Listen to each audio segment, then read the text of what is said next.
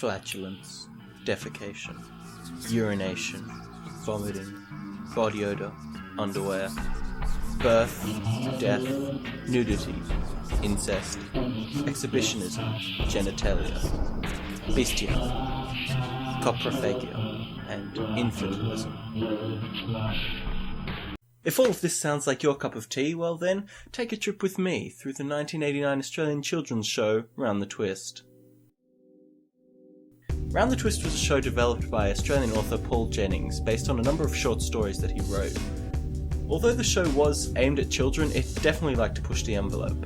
Any Australians watching will probably remember the iconic episode where one character swallows a fish, which turns his penis into a motor, turning him into the world's fastest swimmer.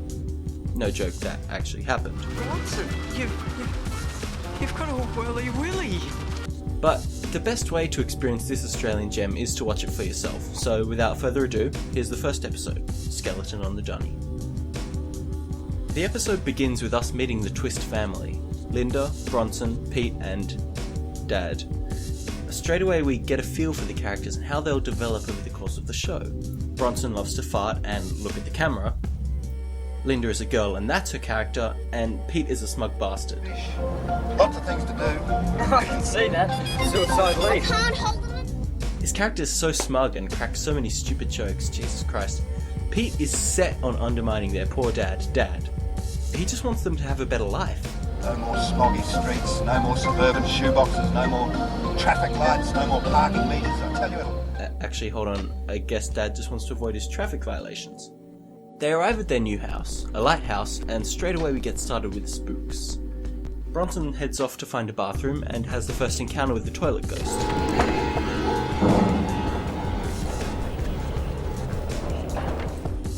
Now, let's get one thing straight. This episode is called Skeleton on the Dunny, and the introduction even has a skeleton in it, but there are no skeletons in this episode. They're not even referenced. There is a ghost on the dummy, but that's not really the same thing. Even in the original short story this episode is based on, it's a ghost, not a skeleton. I mean, how hard is it to get the title right? Anyway, the family meets the previous lighthouse keeper, and we get this amazing acting. Yes? Who are you? I used to live here. What's that music? I can't hear anything. Ah, Miss Rickards. So you've met Linda. Yeah. Pete, this is Miss Rickards, who I was telling you about. Her brother Tom was the last lighthouse keeper here. Ah. Then we meet some other family from around town, and we get this exchange. There'd be a few big dogs around here, Ribs. Oh, she's not that big, mate. There'd be a few big dogs around here, Ribs. Oh, she's not that big, mate. There'd be a few big dogs around here, Ribs. Oh, she's not that big, mate. Everybody heads inside, but Pete is still wearing his sunglasses because he's just that cool. These kids give us some exposition about the ghost which is haunting the Dunny, but that's boring because we just had this exchange. Hey, where'd you get the clothes? The Undertaker? Where'd you get your face? Panel beater? Oh. Pete finally takes off his glasses and then the day ends. Now it's night time and each of the kids visits the Dunny and gets spooked. First is Bronson, who actually sees the ghost spying on him this time. He is justifiably freaked out, and then it's Linda's turn. The ghost gets a real good look at her, and from this point on it's apparent that this ghost doesn't really care about age or gender and will get it on with anybody. Linda gets freaked out, and so Pete has a turn with the ghost, but instead of getting scared, he's all like, "What do you call a drunken ghost?" "A methylated spirit." Fucking smug bastard! That was actually pretty good though, so you're alright. Anyway, the kids team up to find the ghost. After some great special effects, the ghost appears, and it seems like there's a weird editing glitch in the episode because it jumps forward a few seconds. Check it out.